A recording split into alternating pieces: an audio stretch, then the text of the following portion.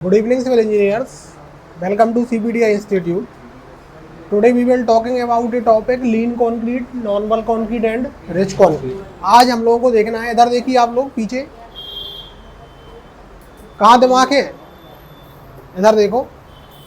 हमको देखना है lean concrete, normal concrete, rich concrete. शायद 3-4 दिन पहले किसी ने इसके बारे में पूछा भी था, लीन कॉन्क्रीट की बात की थी, किसी स्टूडेंट्स ने पूछा भी था कि लीन कॉन्क्रीट क्या होता है। तो कंक्रीट के ही टाइप है। अभी हम लोग को इस पहले लीन कंक्रीट पढ़ेंगे कि लीन कंक्रीट क्या होता है, फिर नॉर्मल कंक्रीट क्या होता है, फिर रिच कंक्रीट कौन सा होता है। जब भी हम क्या करते हैं, रोड वगैरह डालते हैं, तो वहाँ पे ऐसे शब्द यूज होते हैं कि आप कैसा बनाना है, लीन कंक्रीट बनाना है, रिच बनाना है, कि नॉर्मल बनाना है, कैसा होना चाहिए।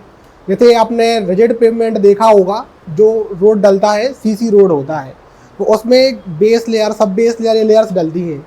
तो एक लेयर डलती है जिसमें कॉन्क्रीट सूखा सूखा सा कॉन्क्रीट होता है, उसको अपन लीन कॉन्क्रीट कहते हैं, उसको डीएलसी कहते हैं, ड्राई लीन कॉन्क्रीट। शायद कोई जॉब करता होगा साइट में तो उसको पता होगा, डीएलसी कहते हैं। तो ये टर्मिनोलॉजी है जो साइट में हमको यूज होती है और हमको इसके बारे में पढ़ना है, लीन कॉन्क्रीट के बारे में, नॉर्मल कॉन्क्रीट के बारे में और रिच कॉन्क्रीट के बारे में। इसके आगे बाद हम पढ़ेंगे पीसीसी, प्लेन सीमेंट कॉन्क्रीट, फिर हम पढ़ेंगे आरसीसी, रिइंफोर्समेंट सीमेंट कॉन्क्रीट। उसकी हमको ये भी पढ़ना है, डिजाइनिंग भी पूरी पढ़ना है कि भाई कैसे लोड आता है तो कंप्रेशन में वो कंप्रेशन को वो क्या करता है, स्ट्रांग होता है पीसीसी। उसके बाद वो टेंशन में कैसे फेल हो सकता है, तो प्रॉपर तरीके से अपन को वो सारी चीज़ें पढ़नी है। इसके बाद फिर अपन पढ़ेंगे पीएससी, प्री स्ट्रेस्ड कंक्रीट, जो बहुत बड़े स्ट्रक्चर्स होते हैं, जो क्या होते हैं, आई सेक्शंस वगैरह होते हैं। आई सेक्शन होते हैं ग्रेडर्स, पायर्स, तो वो बहुत बड़े बड़े होते हैं, तो उसकी प्री स्ट्रेसिंग कराई जाती है उनमें, ताकि किसी प्रकार का क्रैक कभी डेवलप हो ही ना। ठीक है, तो उनको कैसे बनाते हैं, तो इनके बारे में हमको पढ़ना है कंक्रीट में। तो अभी हम देखते हैं पहले लीन कंक्रीट। ठीक है,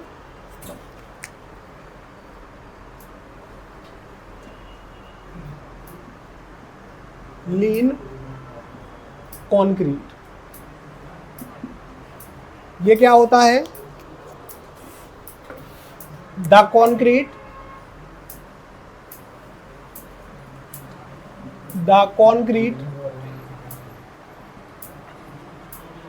in which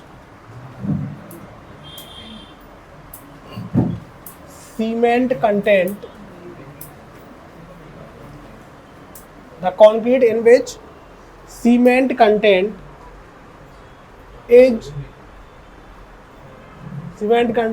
is less than 10% of total content is known as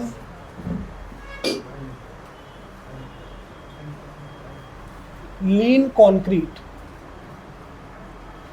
ऐसा कंक्रीट जिसमें क्या होगा, सीमेंट कंटेंट होगा। हमको पता है कंक्रीट क्या होता है, mixture of cement, sand, aggregate. ठीक है, इसका मिक्सचर होता है। अब ऐसा कंक्रीट, और हम को ये भी पता है कि अलग अलग ग्रेड होते हैं, और ग्रेड के अकॉर्डिंग ही हम सीमेंट लेते हैं, फाइन एग्रीगेट लेते हैं और कोर्स एग्रीगेट लेते हैं। जैसे M20 हो गया, M25 हो गया, M10, M15 हो गया। तो ऐसा कंक्रीट जिसमें सीमेंट कंटेंट कितना हो, पूरे कंटेंट के 10% से भी कम हो। ऐसा कंक्रीट जिसमें सीमेंट कंटेंट क्या हो, पूरे कंटेंट के 10% से भी कम हो, वो क्या कहलाएगा, आपका लीन कंक्रीट कहलाएगा। क्या कहलाएगा, लीन कंक्रीट कहलाएगा। अब यदि सीमेंट आपका कम है, ध्यान दीजिए आप लोग, यदि आपका सीमेंट कम है तो इसका मतलब क्या है कि एग्रीगेट उसमें क्या है, ज़्यादा है। मान लो आपको 1 kg आपने क्या लिया, या 1 मीटर क्यूब आपने कंक्रीट बनाया, ठीक है, और वो वेट कितना भी उसका वेट आ रहा, 10 kg आ रहा, 20 kg आ रहा, मान लो 10 kg में आपने बना लिया। अब 10 kg आपको बनाने के लिए यदि आप सीमेंट कंटेंट कम कर दोगे, तो इसका क्या मतलब होगा कि एग्रीगेट क्या होंगे, ज़्यादा होंगे। फाइन एग्रीगेट और कोर्स एग्रीगेट क्या होंगे, उतने ही ज़्यादा होते जाएंगे। ऐसा होता है ना। तो इसीलिए ऐसा कंक्रीट जिसमें सीमेंट कंटेंट 10% से आपका टोटल कंटेंट के कम हो, उसको हम क्या कहेंगे, लीन कंक्रीट कहेंगे। एग्जाम्पल के तौर पे, फॉर एग्जाम्पल के तौर पे आपका है M7.5 1:4:8, ठीक है, एंड M5 1:5:10। तो ये क्या होते हैं, इनमें यदि आप देखो तो सीमेंट कंटेंट कितना है, एक है, एक भाग है, और 4 भाग किसके हैं, आपके सैंड के, और 8 भाग एग्रीगेट के। तो उसमें इन दोनों में क्या होता है, जो सीमेंट कंटेंट होता है वो क्या होता है, 10% से कम होता है, लगभग 7% या 5% के समथिंग होता है। तो ये हमारे क्या कहलाएंगे, लीन कंक्रीट कहलाएंगे। ऐसा कंक्रीट, फिर से सुन लीजिए, जिसमें सीमेंट कंटेंट टोटल कंटेंट के 10% से कम हो, उसको हम क्या कहते हैं, लीन कंक्रीट कहते हैं। ये कंक्रीट अलग अलग जगह पे यूज होता है, सबसे ज्यादा ये सब बेस लेयर में यूज होता है, रिजिड पेवमेंट में। जब हम आपको रिजिड पेवमेंट, फ्लेक्सिबल पेवमेंट और रेलवे ट्रैक के बारे में बताएंगे, तब हम आपको डिटेल में समझा देंगे कि ये कंक्रीट यूज होता है। लेकिन अभी हम कंक्रीट के बारे में पढ़ रहे हैं, स्ट्रक्चरल मेंबर के बारे में पढ़ रहे हैं, तो हम किसी भी टॉपिक को छोड़ नहीं सकते यहाँ पे, इसलिए हमको आपको ये बताना पड़ा कि ऐसा कंक्रीट जिसमें सीमेंट कंटेंट कम हो और एग्रीगेट क्या हो, ज्यादा हो, सीमेंट कंटेंट 10% से भी ज्यादा कम हो, उसको आप लीन कंक्रीट कहेंगे, जैसे M7.5 और M5, ठीक है। तो अपन लिखते हैं दे हैव, इन दोनों में they have cement content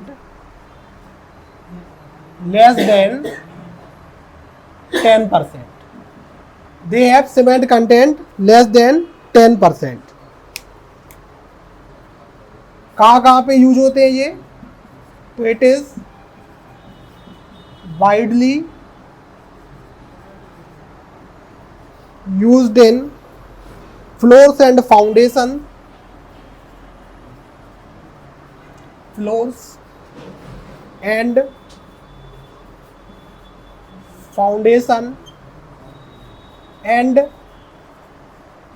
sub-base layers of rigid pavement। ये कहाँ पे यूज होता है आपका, फ्लोर्स में यूज होता है। फ्लोर्स में कहाँ यूज होता है, जब हम क्या करते हैं, कैसा बनाते हैं, हमको रफ सरफेस बनाना पड़ता है। यहाँ हम कैसा बना रहे हैं, प्लेन सरफेस नहीं बना रहे हैं, एक रफ सरफेस बना। आपने रफ सरफेस देखा होगा, कंक्रीट जब डलता है सूखा सूखा सा रहता है, बिल्कुल रहता है ना, और उसमें गिट्टी गिट्टी सी बहुत ज्यादा दिखती है, हमको एग्रीगेट बहुत ज्यादा दिखता है और बिल्कुल सूखा होता है। तो उस वो कंडीशन क्या कहलाती है, हमारी लीन कंक्रीट की कहलाती है। ये यूज होगा आपका फ्लोर्स में, फाउंडेशन में और सब base layer of rigid pavement. Rigid pavement की सब बेस लेयर में यूज होगा। तो कभी आपसे नहीं बोला जाए कि लीन कंक्रीट, तो आप समझ जाना कि ऐसा कंक्रीट है जिसमें सीमेंट कंटेंट 10% से भी क्या है, कम है, और वो रफ सरफेस के लिए मैक्सिमम यूज होता है, वो हमारा कहलाता है लीन कंक्रीट। इसके बाद आता है हमारा नॉर्मल कंक्रीट। हाँ क्या, फाउंडेशन नीचे होता है ना, पीसीसी अपन बनाते हैं, उस समय उस जगह यूज होता है। फ्लोर मतलब जब अपन छत बनाते हैं, कोई भी चीज़ बनाते हैं, और या फिर कोई ऐसा रफ सरफेस का फ्लोर बनाना हो, तो उसके ऊपर आपको क्या डालनी हो, फिर अपन चिट वगैरह डालते हैं, जो प्लेन करने के लिए अलग से एक लेयर डालते हैं, और उसके नीचे जो लेयर होती है उसको हम क्या कहते हैं, रफ सरफेस कहते हैं। उस रफ सरफेस को बनाने के लिए हम लीन कंक्रीट का यूज करते हैं, क्योंकि लीन कंक्रीट बनाने के बाद में फिर आप क्या करोगे, एक लेयर और दूसरी डाल देते हो, जो कैसा कर देता है, बिल्कुल प्लेन कर देता है उसको। यदि आप डायरेक्ट पीसीसी डालोगे तो पीसीसी से ही आप प्लेन कर दोगे, तो तब प्लेन आपका नहीं आएगा। तो पहले आप रफ सरफेस डालते हो और उसके बाद फिर एक दूसरी लेयर डाल देते हो, जिससे आप क्या कर देते हो, बिल्कुल प्लेन बना देते हो। ये छत में ज़्यादातर यूज होता है। यदि आपने कभी छत डलते देखी हो, तो पहले जब वो डलती है तो क्या होती है, वो रफ सरफेस बनाते हैं, और उसके बाद फिर क्या करते हैं, एक सरफेस अपन एक लेयर और डाल देते हैं। इसके बाद आता है आपका नॉर्मल कंक्रीट। नॉर्मल कंक्रीट, अब ये क्या होता है, the cement concrete, the cement concrete in which cement concrete in which cement content is more than 10% and less than 15%, 15% is known as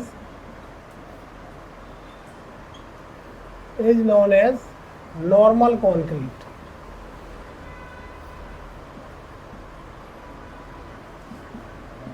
ऐसा सीमेंट कंक्रीट जिसमें आपका सीमेंट कंटेंट, अभी आप लोग लिखिए नहीं, लिखने के लिए हम टाइम देंगे।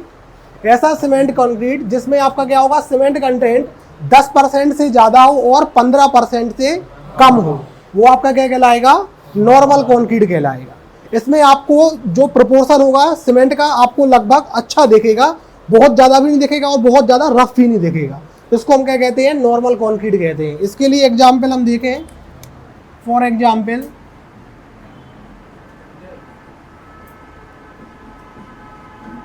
एग्जाम्पल M15, जो आपका क्या होता है, M15 होता है, ये कितना होता है, 1:2:4।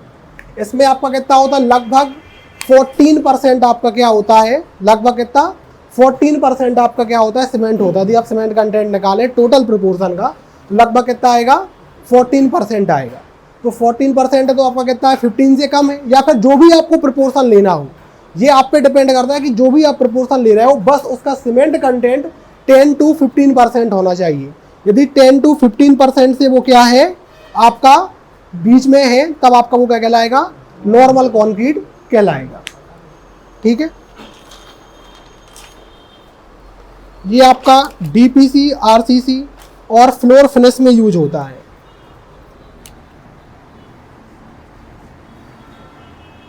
It is used in DPC,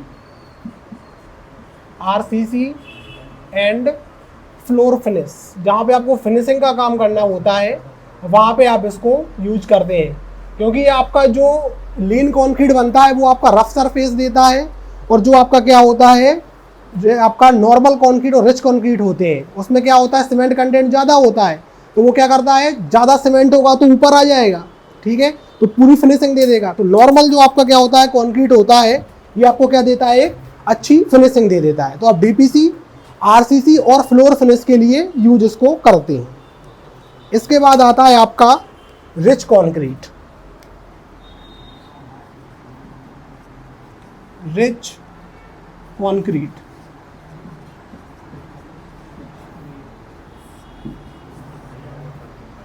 अब ऐसा concrete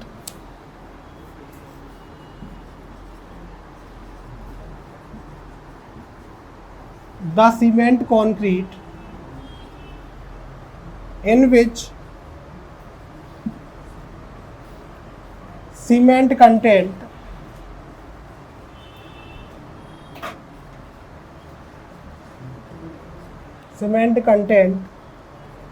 is more than 15%, 15% is known as rich concrete.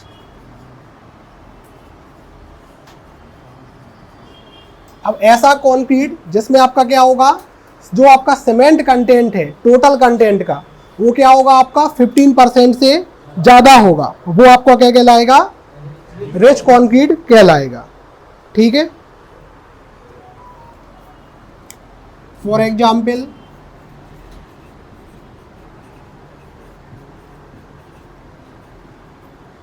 M20, M20 क्या होता है, 1:1.5:3 ये होता है। अब इसमें यदि आप देखते हो M20 पे, तो लगभग आपका कितना आता है, यदि आप पूरा कैलकुलेट करके देखो पूरा प्रोपोर्शन, तो लगभग 18% के समथिंग आता है।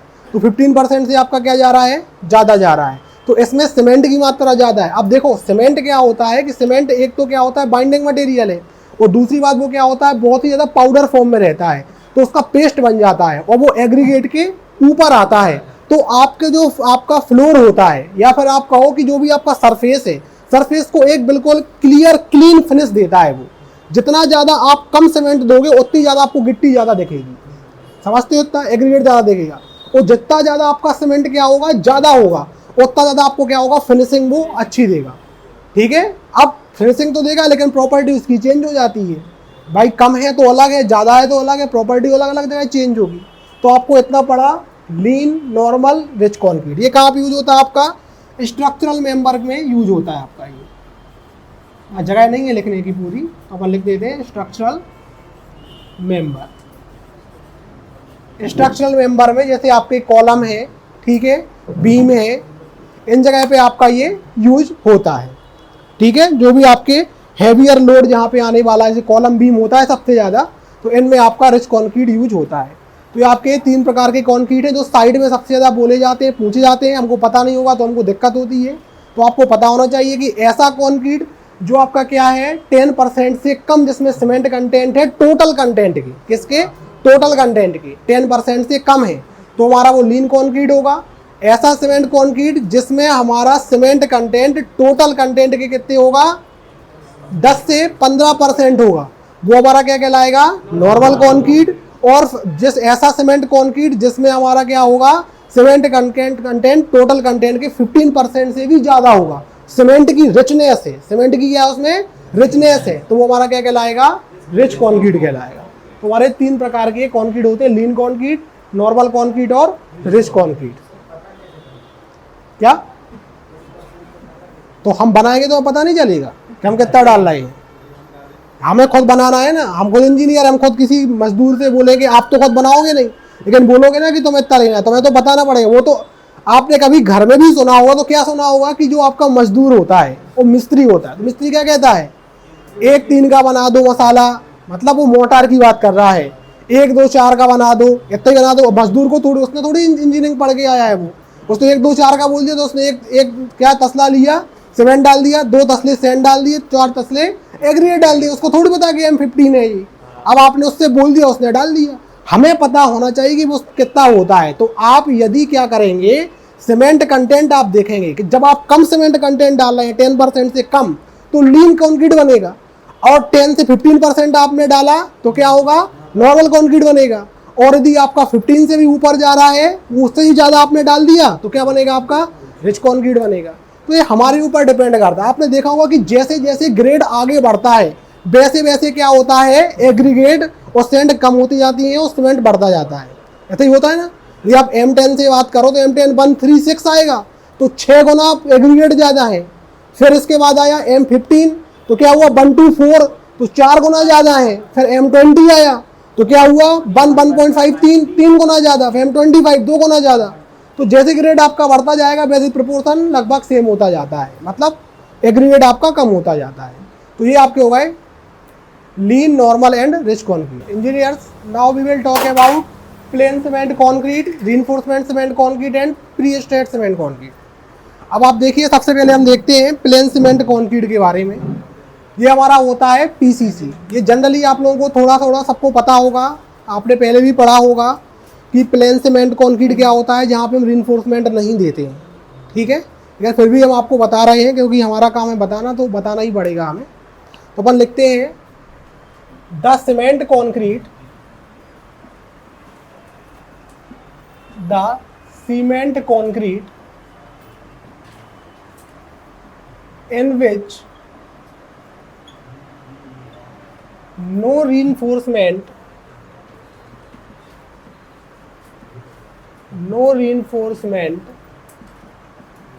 is provided. The cement concrete in which no reinforcement is provided is called plain cement concrete.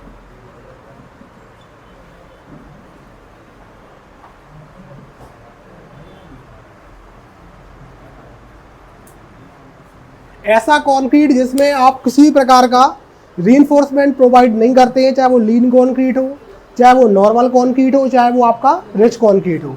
ऐसा सीमेंट कंक्रीट जिसमें आप रीइंफोर्समेंट प्रोवाइड नहीं कर रहे हैं, केवल आप mixture of cement, sand, aggregate and suitable water आप क्या कर रहे हो? प्रोवाइड कर रहे हो, मिला रहे हो, वह आपका PCC कहलाएगा। चाहे वो लीन कंक्रीट हो, चाहे वो आपका नॉर्मल हो, चाहे वो आपका रिच हो, ठीक है। हमने PCC, RCC और PSC के पहले इसीलिए लीन, नॉर्मल और रिच पढ़ा है। कि आपका किसी भी प्रकार का कंक्रीट हो, यदि आप उसमें किसी भी प्रकार का रीइंफोर्समेंट प्रोवाइड नहीं कर रहे हो, ठीक है, फॉर टेकिंग द टेंशन या टेंसाइल स्ट्रेंथ देने के लिए आप जिसमें किसी भी प्रकार का रीइंफोर्समेंट प्रोवाइड नहीं कर रहे हैं, वह आपका क्या कहलाएगा, प्लेन सीमेंट कंक्रीट कहलाएगा। ठीक है, अभी हम आपको आगे बताते हैं कि टेंशन कंप्रेशन क्या होता है। अब इसको हम क्या कहते हैं, it is also known as mass concrete, mass concrete and cement concrete. इसी को मास कंक्रीट कहते हैं, इसी को हम सीमेंट कंक्रीट कहते हैं। जो आपका कंक्रीट होता है, mixture of cements and aggregate होता है, ये क्या होता है, स्ट्रॉन्ग होता है कंप्रेशन में। It is strong in compression, compression में स्ट्रॉन्ग होता है। मतलब आपको यदि कंप्रेसिव फोर्स में आ रहा है तो आराम से क्या कर लेगा, बियर कर लेगा। It is strong in compression but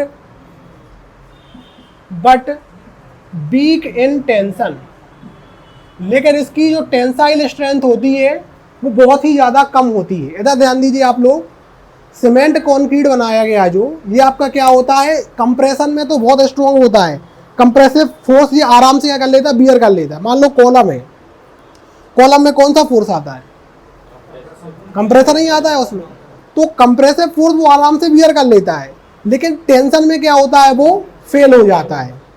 तो ऐसा कंक्रीट हमारा जिसमें हम किसी भी प्रकार का रीइंफोर्समेंट प्रोवाइड नहीं कर रहे हैं टेंसाइल स्ट्रेंथ देने के लिए, ऐसा कंक्रीट जिसमें हम किसी भी प्रकार का रीइंफोर्समेंट प्रोवाइड नहीं कर रहे हैं टेंसाइल स्ट्रेंथ देने के लिए, वो कंक्रीट हमारा कहलाता है प्लेन सीमेंट कंक्रीट, उसको हम पीसीसी कहते हैं, और उसी को हम क्या कहते हैं, मास कंक्रीट या सीमेंट कंक्रीट कहते हैं।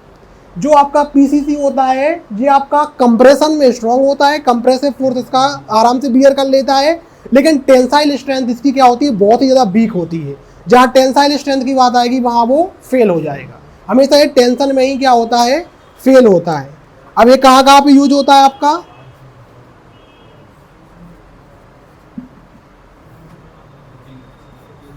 ये आपका होगा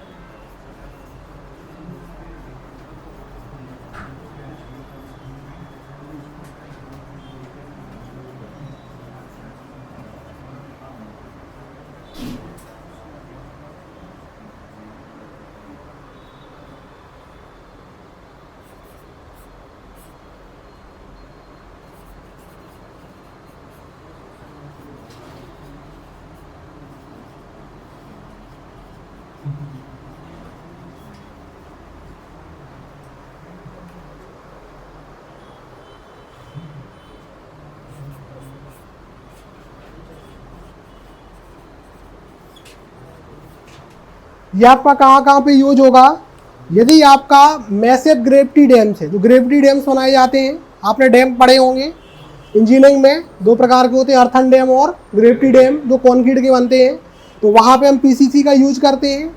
और रीइंफोर्समेंट लेस रिजिड पेवमेंट, ऐसा रिजिड पेवमेंट जहाँ पे रीइंफोर्समेंट प्रोवाइड नहीं किया जाता है।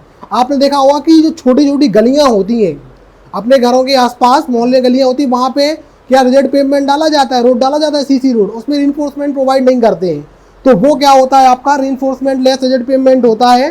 तो वहाँ पे आपका पीसीसी यूज होता है। स्मॉल कैनाल कंस्ट्रक्शन, जो कैनाल्स बनती हैं, छोटी छोटी बनती हैं, उन कैनाल्स कंस्ट्रक्शन में आप क्या करते हो, इसका पीसीसी का यूज करते हो। और कहाँ यूज करते हो, फाउंडेशन में, यहाँ पे आप पीसीसी का यूज करते हो। ठीक है, अब इसके बाद आता है आपका RCC.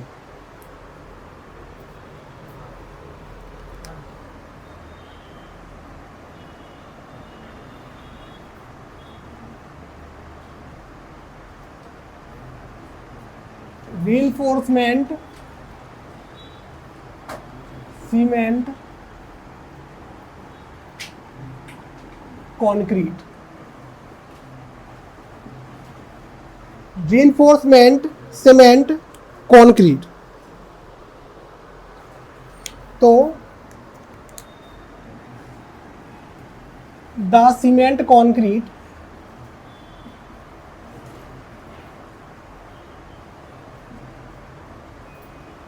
in which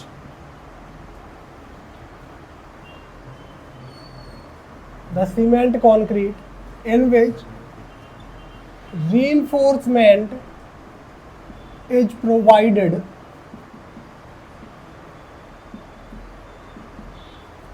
in the form of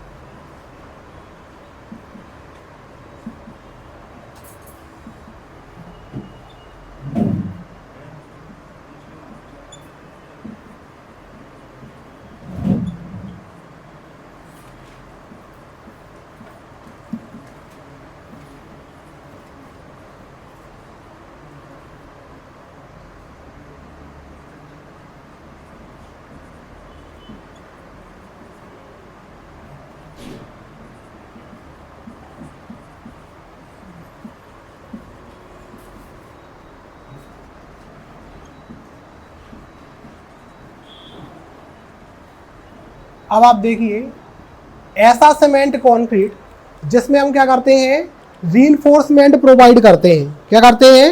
reinforcement provide करते हैं हम, ठीक है, इन the form of steel bars. हम अभी की बात कर रहे हैं, हम रीइंफोर्समेंट के रूप में किसको प्रोवाइड करते हैं? स्टील बार, स्टील मेस हो गया हमारा, या स्टील प्लेट्स हो गई, उनको प्रोवाइड करते हैं to increase the tension withstanding capacity of concrete लिखना है, स्ट्रक्चर लिखना है यहाँ पे, ऑफ स्ट्रक्चर। मतलब आपने जब सीमेंट कंक्रीट में रीइंफोर्समेंट के रूप में steel bar, steel mess, steel plates का यूज किया, क्यों यूज किया? ताकि आप जिस स्ट्रक्चर में कंक्रीट डालने वाले हो उसकी टेंशन विद स्टैंडिंग कैपेसिटी क्या हो जाए? बढ़ जाए।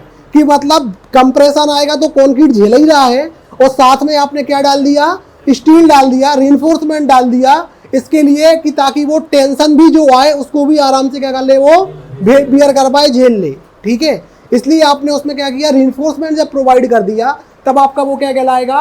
रीइंफोर्समेंट सीमेंट कंक्रीट कहलाएगा। अब सबसे पहली बात क्या होती है कि आपका जो रीइंफोर्समेंट शब्द है इसका मतलब कभी क्या होता है? स्टील नहीं होता। रीइंफोर्समेंट का मतलब कभी स्टील नहीं होता। रीइंफोर्समेंट मतलब क्या होता है? वह चीज होती है, वह आइटम होता है जो आपके स्ट्रक्चर को क्या दे? स्ट्रेंथ प्रोवाइड करे। क्या करे? स्ट्रेंथ प्रोवाइड करे। वो आपका क्या कहलाता है? रीइंफोर्समेंट कहलाता है। अब हम रीइंफोर्समेंट के रूप में आज की डेट में क्या यूज कर रहे हैं? स्टील यूज कर रहे हैं, इसलिए हमने रीइंफोर्समेंट को डायरेक्ट स्टील समझ लिया। बाकी ऐसा होता नहीं है। ऐसा सीमेंट कंक्रीट जब हम जिसमें रीइंफोर्समेंट के रूप में हम, इसलिए हमें लगा कि reinforcement is provided in the form of, कि रीइंफोर्समेंट के रूप में हम स्टील बार, स्टील मेस और स्टील प्लेट का यूज कर रहे हैं to increase the tension withstanding capacity of the structure, कि वो टेंशन को भी आराम से क्या कर ले? बियर कर सके, झेल सके। वो हमारा क्या कहलाता है? रीइंफोर्समेंट सीमेंट कंक्रीट कहलाता है। अब आपका क्या होता है? जो कंक्रीट होता है वो क्या होता है? Strong in compression. जो आपका कंक्रीट है हम लिखेंगे concrete is strong in compression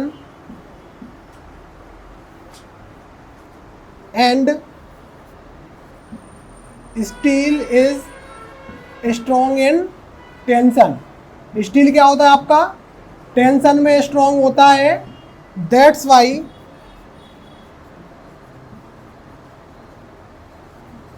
we provide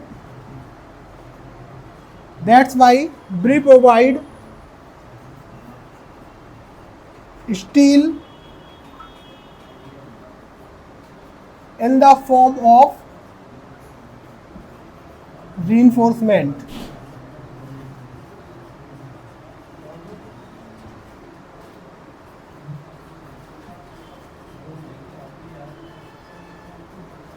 हमको पता है कि जो हमारा कंक्रीट होता है वो कंप्रेशन में स्ट्रॉन्ग होता है, और जो हमारा क्या होता है स्टील होता है वो टेंशन में स्ट्रॉन्ग होता है। इसलिए हम क्या करते हैं हम स्टील को प्रोवाइड करते हैं इन द फॉर्म ऑफ रीइंफोर्समेंट के लिए। इसीलिए हम क्या करते हैं स्टील को प्रोवाइड करते हैं, ताकि क्या हो जाए वो हमारे स्ट्रक्चर को जितना कंप्रेशन आएगा उतना टेंशन आएगा, न्यूट्रल कर देगा और आराम से हमारा स्ट्रक्चर कैसा रहेगा, खड़ा रहेगा। इसलिए आरसीसी में हम क्या करते हैं रीइंफोर्समेंट के रूप में हम स्टील का यूज करते हैं। इतना आपको हमेशा याद रखना है कि कभी भी आपका जो क्या होता है रीइंफोर्समेंट मतलब स्टील नहीं होता है, रीइंफोर्समेंट के रूप में हम क्या कर रहे हैं स्टील का यूज कर रहे हैं। वो क्यों कर रहे हैं, क्योंकि हमारा कंक्रीट है वो कंप्रेशन में और जो हमारा स्टील है वो क्या है टेंशन में, दोनों एक दूसरे में स्ट्रॉन्ग है, तो आपस में मिलेंगे तो क्या करेंगे स्ट्रक्चर को एक अच्छे से कैपेसिटी प्रोवाइड करेंगे। ठीक है, अब आपको बताते हैं कि स्ट्रक्चर आपका फेल कैसे होता है।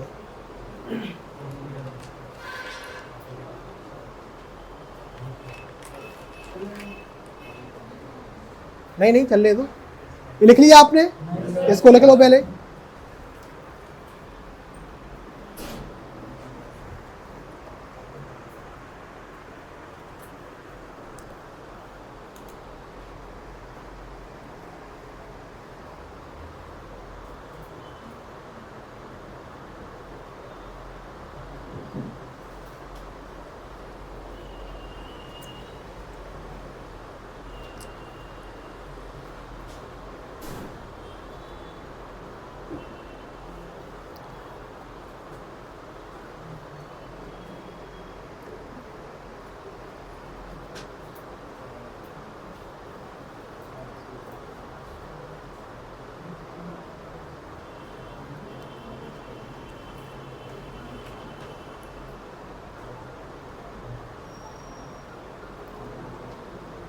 इतना लग जाए तो बता देना।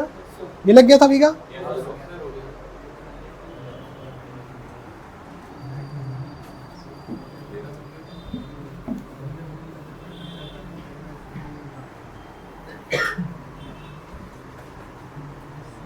अब आप देखिए, सुन लीजिए बात जरा, फिर लिख लेना। जो आपका क्या होता है कोफिशिएंट ऑफ थर्मल एक्सपांसन होता है, क्या होता है thermal expansion, coefficient of thermal expansion, वो लगभग क्या होता है आपका कंक्रीट का और स्टील का कैसा होता है, सेम होता है। Thermal expansion are approximately same कहेंगे अपन, पूरा तो सेम नहीं कहेंगे, अप्रोक्सीमेटली सेम फॉर बोथ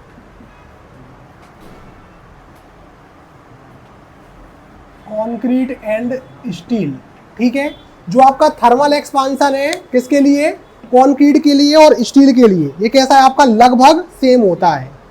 क्या होगा आपका coefficient of thermal expansion for concrete, concrete के लिए होगा आपका 11 × 10⁻⁻6 पर डिग्री सेल्सियस, और आपका जो होता है स्टील के लिए वो कितना होता है 12 × 10⁻⁻6 पर डिग्री सेल्सियस। इसका क्या मतलब होता है थर्मल एक्सपांसन का, हमने आपको पहले ही बताया था कि विंटर सीजन में क्या होता है, चाहे कोई भी मटेरियल हो, हम स्टील कंक्रीट की बात नहीं कर रहे, कोई मटेरियल वो क्या होता है कॉन्ट्रैक्ट होता है। क्या होता है कॉन्ट्रैक्शन होता है उसमें। ठीक है, देख लीजिए आप लोग, कॉन्ट्रैक्शन और एक्सपांसन,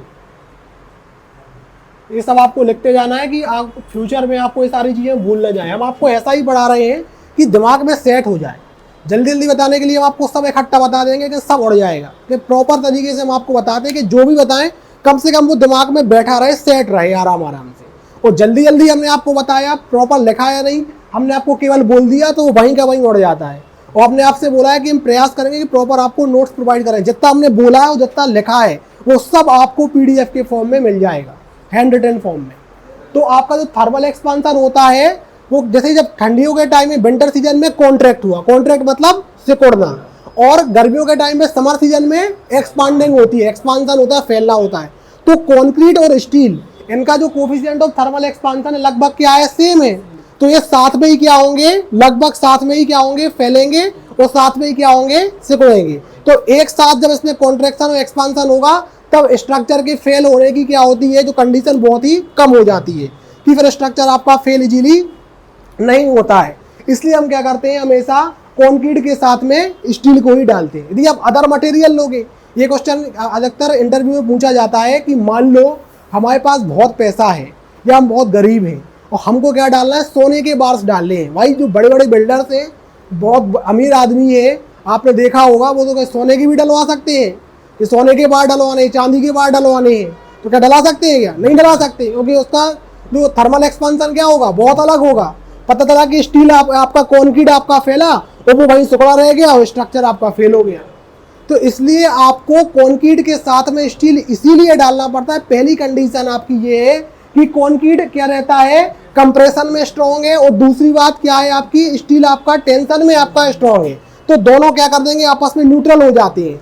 और दूसरी बात आपकी क्या रहती है कि जो थर्मल एक्सपांशन होता है वो दोनों का लगभग क्या होता है, सेम रहता है। इसकी वजह से साथ में क्या होंगे, साथ में एक्सपांड होंगे और साथ में कॉन्ट्रैक्ट होंगे।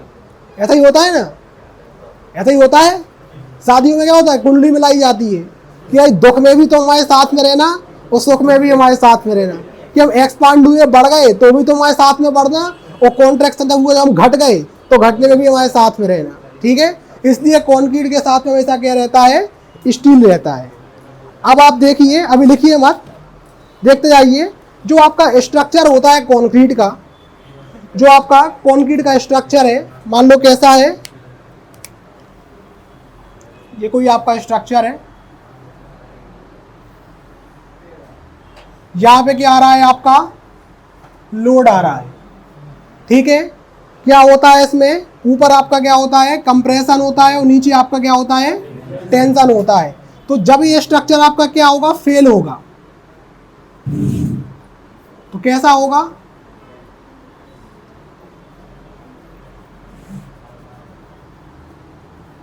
इस तरीके से आपका क्या होगा, स्ट्रक्चर आपका फेल होगा और इसमें कर्व बन जाएगा। बिल्कुल आपने देखा हो, कई लोग क्या करते हैं, घर के बाहर कहीं जगह जो डिजाइन वगैरह बनवाते हैं, कंक्रीट की डिजाइन बनवा देते हैं और उसमें स्टील का यूज नहीं करते हैं।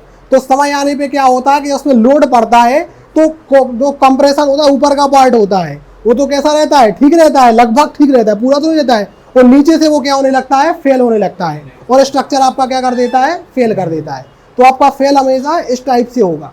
ये आपके जो एग्जाम होते हैं, ध्यान देना, जो आपके कॉम्पिटिटिव एग्जाम होते हैं उसमें बताया जाता है, उसमें पूछा जाता है कि आपका स्ट्रक्चर कैसे फेल होगा।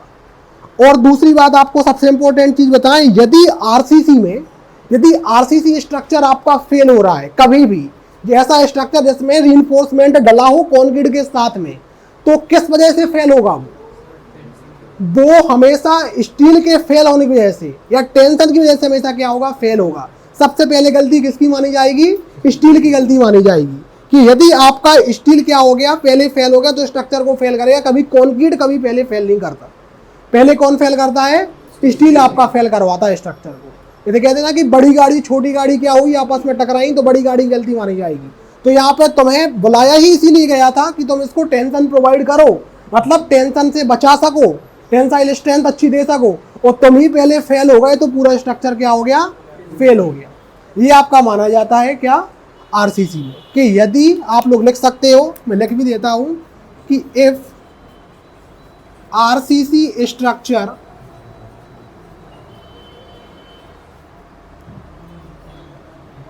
will fail, then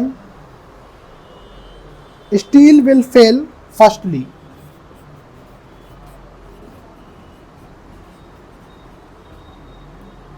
यदि आरसीसी स्ट्रक्चर आपका फेल हो रहा है या फेलर ओकर हो रहा है, तो सबसे पहले आपका स्टील क्या होगा, आपका फेल होगा।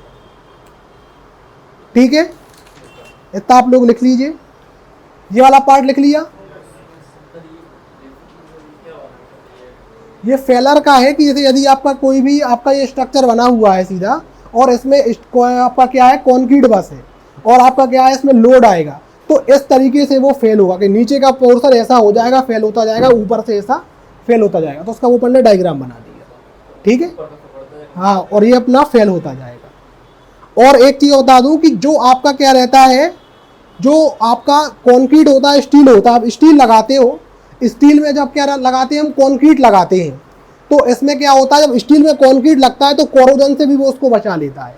कि एक टाइप का जो कंक्रीट होता है आपका, स्टील को एक कोटिंग प्रोवाइड करता है कि स्टील में जैसे ही आपकी क्या आएगी, कंक्रीट लगेगा, कंक्रीट लगेगा तो क्या होगा, उसके सरफेस से चिपक जाएगा, तो उसकी वजह से जो आपका स्टील होता है उसमें क्या होती है, कोरोजन नहीं होती है या लेस कोरोजन होती है, तो एक प्रकार का कोटिंग का रूप देता है। ये नोट्स में आपको सारी चीज़ें लिखी मिल जाएंगी, मैंने आपको सब बता दिया कि ऐसा स्ट्रक्चर जिसमें रीइंफोर्समेंट प्रोवाइड किया जाता है इन the form of steel bar, steel mesh और स्टील प्लेट्स के रूप में, ताकि वो स्ट्रक्चर को टेंशन विद स्टैंडिंग कैपेसिटी दे सके, ताकि वो स्ट्रक्चर को टेंशन विद स्टैंडिंग कैपेसिटी दे सके। विद स्टैंडिंग कैपेसिटी क्या कहलाती है, कि ठंडी लग रही हो, जर्किन पहना दी जाए तो ठंडी से बचने की कैपेसिटी आपको मिल गई। तो ऐसा कंक्रीट जिसमें आपका रीइंफोर्समेंट प्रोवाइड किया जाता है, स्ट्रक्चर में रीइंफोर्समेंट के रूप में स्टील प्रोवाइड किया जाता है, ठीक है, कि tension withstanding capacity structure को दे सके, वो आपका आरसीसी रीइंफोर्समेंट सीमेंट कंक्रीट कहलाता है। आरसीसी में क्या होता है, जो कंक्रीट होता है वो स्ट्रांग होता है किसमें, आपका कंप्रेशन में, और जो स्टील होता है वो आपका स्ट्रांग होता है टेंशन में। तो आपका क्या होगा, इसलिए, और कोफिशिएंट ऑफ थर्मल एक्सपांशन है, वो दोनों के क्या होते हैं, लगभग सेम होते हैं, इसीलिए हम कंक्रीट के साथ में क्या करते हैं, रीइंफोर्समेंट के रूप में स्टील का यूज करते हैं। अब देखो फिर क्या होते हैं, एक्सपेरिमेंट बहुत सारे होते हैं। यदि आप लोग एमटेक वगैरह करोगे, पीएचडी करोगे, कोई बड़ी डिग्री करोगे, तो अपन क्या करते हैं, उसमें एक्सपेरिमेंट करते हैं कि चलो हम स्टील की जगह क्या डालें, बम्बू डाल दें। कई लोगों ने एक्सपेरिमेंट किया है इसका, कि बम्बू डाल दिया, बांस जो होता है वो डाल दिया, या कोई और चीज़ डाल दी, कंक्रीट में सीमेंट की जगह कुछ और दूसरा मटेरियल फ्लाई एश मिला दिया। वो तो क्या होते हैं, एक्सपेरिमेंट होते हैं। जितने एक्सपेरिमेंट बढ़ेंगे उतने ही ज़्यादा आपके रिजल्ट आते जाएंगे। तो वो तो अलग चीज़ का रिजल्ट आ रहा है, सब हो रहा है, लेकिन वास्तव में स्टैंडर्ड आज की डेट क्या कह रही है कि आपको कंक्रीट के साथ में स्टील डालना है। उसके दो रीजन है, पहला मैंने बता दिया कि कंक्रीट कंप्रेशन में आपका रहेगा स्ट्रॉन्ग, और स्टील टेंशन में रहेगा, और थर्मल एक्सपांशन दोनों का लगभग सेम रहेगा, ठीक है। और जो आपका क्या होता है, कंक्रीट होता है, वो स्टील बार्स में क्या हो जाता है, स्टील सरफेस में लगभग आपका चिपक जाता है। इस तरह से एक प्रकार की वो कोटिंग प्रोवाइड करता है, ताकि आपके रीइंफोर्समेंट में कोरोजन ना हो। तो यहाँ पे आपका आरसीसी पूरा हो गया। अभी अब इसके बाद हम पढ़ेंगे स्टील बार्स। तो स्टील बार्स कितने होते हैं, रीइंफोर्समेंट कहाँ प्रोवाइड करते हैं, वो हम आगे पढ़ेंगे। आरसीसी के बाद हमको पढ़ना है पीएससी, वो नेक्स्ट क्लास में होगा। अभी आप लोगों को इतना समझ में आ गया, किसी को कोई दिक्कत है? देखो, मेरा प्रयास यही है कि मैं आप लोगों को जो बता रहा हूँ वो क्लियर बता दूँ, ताकि आपके दिमाग में सेट हो जाए बात। वरना पढ़ाने को आपको कुछ भी उल्टा सीधा कितना ही ज़्यादा पढ़ाते जाए, बात जब तक सेट नहीं होती है तब तक कुछ नहीं होता। तो प्रॉपर तरीके से आपको बात सेट हो जाए, और जो हम आपको पढ़ाएं उसके नोट्स हम प्रोवाइड करने का प्रयास करेंगे, ताकि आपको ज़िंदगी भर वो क्लियर रहे। हमने जो पढ़ा है वो वीडियो में भी डला है, वो नोट्स में भी डला है, कहीं से भी आप देख सकते हो, ठीक है। लिख लो अब इसको।